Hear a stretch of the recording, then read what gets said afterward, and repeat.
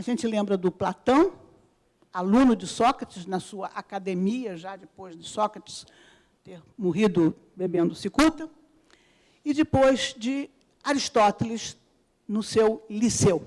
Né? E, em síntese, de uma forma bem rápida, o homem, para os gregos, é, por natureza, um ser racional. E, portanto, a virtude ou o comportamento ético é aquele no qual a razão, é o início do racionalismo, é aí a Grécia Antiga.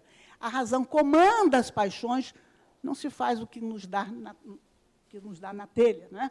Comanda as paixões, dando normas e regras à vontade para que esta possa deliberar corretamente. Ou seja, se você raciocina, se você usa a sua razão, você tem mais condição de ser virtuoso e de buscar o que é o fim da filosofia grega antiga, que é a felicidade. E quem entende muito de felicidade, né, é o nosso querido Carlos José e o Cláudio Domênico, que já falaram sobre isso naqueles encontros.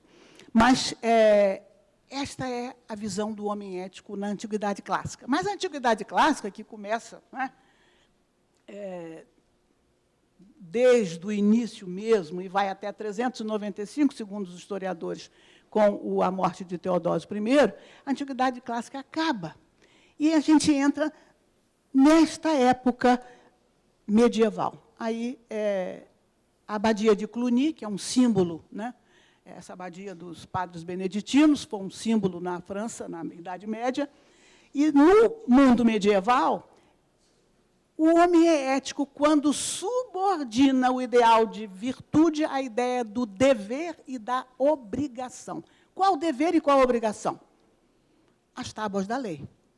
Ser ético é agir conforme a vontade de Deus.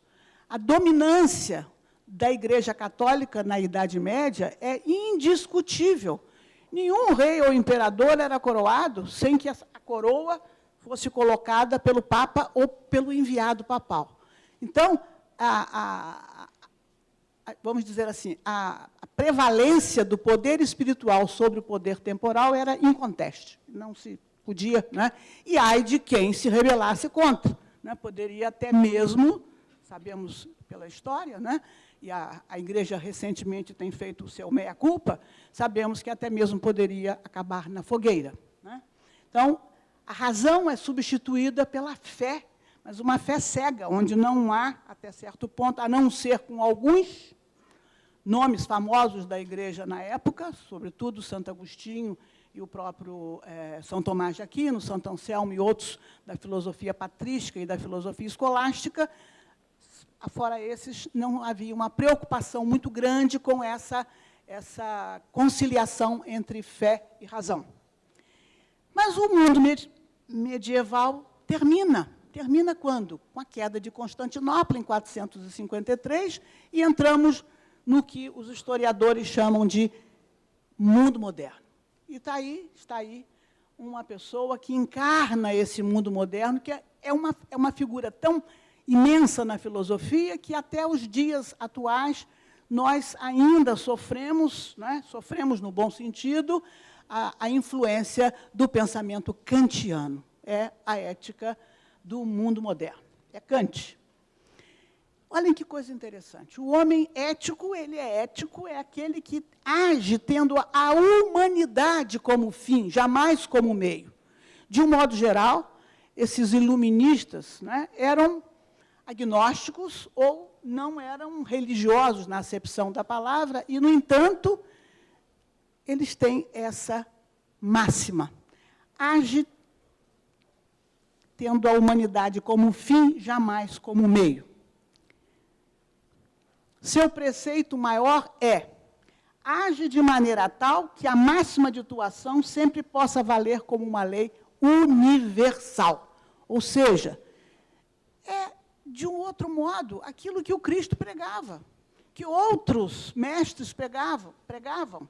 Não faça ao outro aquilo que você não quer que façam com você. Né? É a mesmíssima coisa, é a mesma coisa. Ou seja, é a bondade, é o amor. Né? Aliás, é o amor que, segundo um pensador da Escola de Frankfurt, estou antecipando aqui, o Erich Fromm, que é da primeira fase da Escola de Frankfurt, o amor é a única resposta sadia e satisfatória para os problemas da existência humana. E olha que ele disse isso numa época já antiga. E aí, entramos no pós-moderno. O que é o homem ético no pós-moderno, ou na pós-modernidade, que nós estamos vivendo hoje?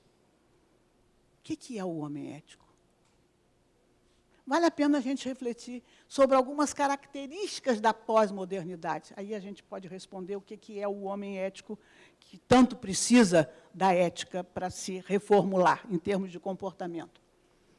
Ou não ético, né? Características do mundo atual. Primeiro, o primado da fragmentação. O marketing começa aí. O conceito de segmentação começa aí. A fragmentação é a segmentação. A fragmentação na ciência, a especialização em todas as áreas é pós-moderna. Fragmentação do efêmero. As coisas são muito efêmeras, de um modo geral, muito rápidas. Do relativismo, esse é um dos grandes problemas do nosso mundo, o relativismo, onde não se pode relativizar, do acidental, do volátil. Lembrando o Manifesto Comunista, tudo que é sólido desmancha no ar. É uma frase do Marx. Né? O tempo e o espaço comprimido pelos meios eletrônicos. Quando a nossa Bolsa de Mercadorias em São Paulo abre a Bolsa de Valores, já abre sob a influência da Bolsa de Tóquio. O mundo é pequeno hoje, é muito pequeno. O planeta é pequeno. Por quê? Porque existe um sistema internacional de satélites por comunicação e comunicação a cabo, onde você não tem mais a possibilidade de esconder nada, você simplesmente comunica tudo. A tecnologia nos permite isso. São as gravações das conversas impossíveis, em outra época de se pensar nelas. É tudo. É a Angela Merkel, né, que foi espionada, grampeada, né, é o Wikileaks. É tudo. Então, não dá mais para a gente não ter transparência. E isso, essa tecnologia, nos impulsiona até certo ponto para sermos mais éticos, ou para sermos éticos, mas não, nem mais nem menos, éticos. O tempo e o espaço comprimido pelos meios eletrônicos. A aceleração do progresso da ciência e da técnica. Aqui a maioria é de médicos. É impressionante o que se faz na medicina. Inclusive, a proposta da nova escola aqui é uma escola onde se vai, não é, buscar a última palavra em termos de tecnologia, etc., etc. Né? Quando estava se discutindo a questão, por exemplo, da célula-tronco no nosso Supremo Tribunal Federal, pesquisadores em outros lugares do mundo descobriram que não precisava dessa questão do feto, porque um tecido de pele poderia, né, ser utilizado para a fabricação das famosas células-tronco. Então, a rapidez com que as coisas acontecem na ciência e na tecnologia é um negócio fantástico. Quando a gente pensava naqueles computadores imensos, e eu sofri a primeira pneumonia da minha vida, ficando internada 10 dias na Avenida Presidente Vargas, dentro da IBM, não é? Negócio, qual é o número? Não, brutal, porque as máquinas só podiam funcionar naquilo ali. E hoje a gente vê o quê? Um chip ridículo de pequeno, às vezes invisível, quase tem que colocar uma lupa, contendo milhares e milhares e milhões de informações. Então, é um negócio impressionante, né, na tecnologia, em todas as áreas, em todas as áreas. Ainda, um individualismo exacerbado, uma grande e terrível consequência da pós-modernidade. E o que é a pós-modernidade? Segundo alguns autores, o Lyotard, por exemplo, diz que a condição pós-moderna é aquela que se caracteriza pelo fim das metas narrativas, nada de grandes sistemas, até mesmo a ciência não poderá necessariamente ser considerada como fonte de verdade. Olhem que absurdo, mas é a proposta da pós-modernidade. O Bauman, menos caótico nessa questão, mas coloca bastante bem a questão da... Aliás, esteve há pouco tempo no Brasil, coloca muito bem a questão das características da pós-modernidade.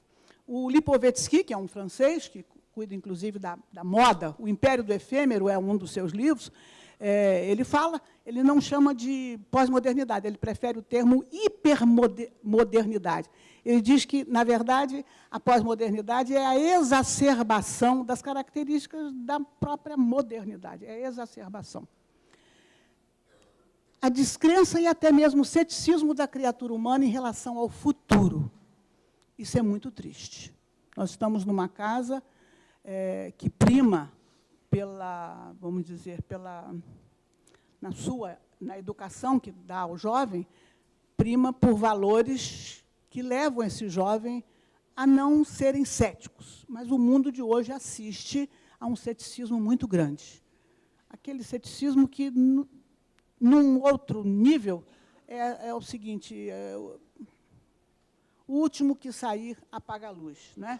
É uma falta de finalidade, uma falta de transcendência, vamos dizer assim, de transcendência. Mas, em compensação, se alguém quiser fazer um retiro espiritual, seja num convento católico, seja num mosteiro budista, ou num outro tipo de filosofia oriental, para o próximo carnaval, tem que correr, porque já não tem mais lugar para os jovens. Isso é uma esperança. É o outro lado dessa crise existencial, dessa busca, não é? Uma busca que Santo Agostinho dizia muito bem: Senhor, Senhor, meu coração está inquieto e não repousará senão em Ti. Isso aí nas Confissões a gente vai encontrar. Mas a prevalência do privado em detrimento do público. Não precisamos sair do Brasil.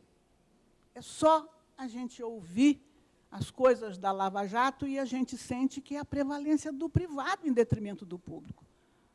O que aconteceu recentemente nesse país é uma loucura em termos de privatização daquilo que é nosso, por pessoas que não tinham escrúpulos em fazê-lo. Desaparecimento dos grandes projetos comuns e das utopias, já que é o fim das metanarrativas, né? Nós já tivemos, e aí os gregos também nos ensinam novamente a questão da utopia. O topos, o que falta, topos, lugar. O que falta para se chegar a um lugar? A utopia é uma necessidade. Qual é a utopia que nós temos enquanto cidadão? Qual a utopia que nós temos enquanto criatura humana para a nossa vida? Qual a utopia que nós temos em relação à nossa realização profissional? As pessoas, muitas vezes, estão num lugar, fazendo um trabalho que não tem nada a ver com elas. Não vai levá-las a uma realização, não vai levá-las a chegar no topo, no lugar. E é importante que a gente tenha sempre a utopia, por quê? Porque quando a gente chega no lugar, a gente cria uma nova utopia, porque o importante é estar sempre buscando utopias. A minha mãe faleceu há 1 ano e meio atrás, com 107 anos, lúcida. E me disse, poucos dias antes de morrer, eu vou morrer porque eu não tenho mais sonho.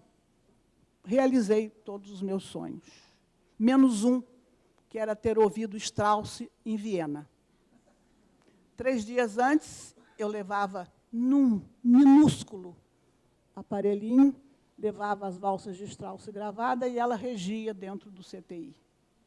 Então, ela morreu porque não queria mais sonhar, não tinha mais sonho. O sonho, a utopia, é uma necessidade, né? Tivemos já grandes utopias no Brasil. Com todos os problemas de uma ditadura, tivemos Getúlio Vargas, que foi um estadista. Criou coisas que até hoje estão aí e falando por ele, não é? Companhia Siderúrgica Nacional, por exemplo, os americanos não queriam nos dar a tecnologia, queriam só implantar a fábrica. E ele, enquanto os americanos não abriram o projeto de engenharia, o Turnkey, chamado, né, que era fechado, ele não colocou os nossos soldados na Itália, que era importante para os americanos, né? E muitas outras coisas, ante a loucura que foi o militarismo em nosso país. Hoje existe um homem, semana passada, ministro 2 vezes de governos militares, é o único, hoje ainda, único brasileiro que se dispõe a, uma vez por ano, reunir no BNDES a inteligência brasileira para discutir um projeto para o Brasil, porque nós não temos projeto. João Paulo dos Reis Veloso, ministro do governo militar. 2 vezes. Houve, inclusive, uma continuidade nas metas que ele se propunha alcançar. E aí, uma reflexão. Este homem vem muito ao Brasil, aliás, seu grande amigo, Edgar Morin, ele nos propõe o seguinte: antes de tudo, precisamos saber que atualmente estamos no ponto de chegada da civilização ocidental, que, ao mesmo tempo, pode ser um ponto de partida. E ele vai além. E aí é um recado para os cientistas aqui presentes, sobretudo para o pessoal da medicina. Precisamos saber que a ciência e a razão não têm a missão providencial de salvar a criatura humana, porém, têm poderes absolutamente ambivalentes sobre o desenvolvimento futuro da humanidade. O que dizer da ética na pesquisa? É muita coisa que se fala hoje. Projeto Genoma, que maravilha! Mas que perigos estão implícitos no descontrole de determinadas experiências? A nanotecnologia, que maravilha! Mas até que ponto? Até que ponto ela precisa necessariamente ser acompanhada de uma reflexão ética? Estamos nós aí nos alimentando de transgênicos, e nós sabemos o que é a Monsanto. É só verificar o laranja do Vietnã, não é? O desfolhante que fez aquilo que fez. E, na época, o governo americano dizia que as pesquisas mostravam que absolutamente não fariam mal nenhum a ninguém. E a gente tem aquela figura daquela menina, que é uma das figuras emblemáticas do século passado, né? Aquela menina correndo numa estrada depois de ter sido apanhada pelo napalm. Então, é muito importante que quem lida com a ciência, quem está na academia, quem lida com a ciência, e todos nós, pensemos sobre o perigo que é deixar pura e simplesmente na mão de um cientista aético ou antiético o desenvolvimento de determinadas pesquisas em determinados setores da ciência. E aí, uma proposta. A ética, né? Uma ética para o mundo atual. Acho que todos reconhecem a figura do Leonardo Boff. Uma ética que tem tudo a ver com a área biomédica, a medicina. A ética do cuidado. Esse cuidado que é o cuidado comigo mesmo, conosco mesmo. O cuidado com o outro, o cuidado com a sua cidade, o cuidado com o seu estado, o cuidado com o seu país, o cuidado com a sua empresa, o cuidado com o mundo, o cuidado com o planeta. E aí o padre Josafá vai nos colocar no estado da arte. O cuidado está ali. Esse cuidado não é invenção do Leonardo Boff. A antiguidade já nos falava sobre o cuidado. Depois, pulando bastante no tempo, o Heidegger já falava sobre o cuidado. Mas, mais recentemente, a partir de experiências na área da psicologia. Kohlberg, estudando o desenvolvimento moral na criança, fazendo experiências e colocando que eram 7 estágios de desenvolvimento, ele descobriu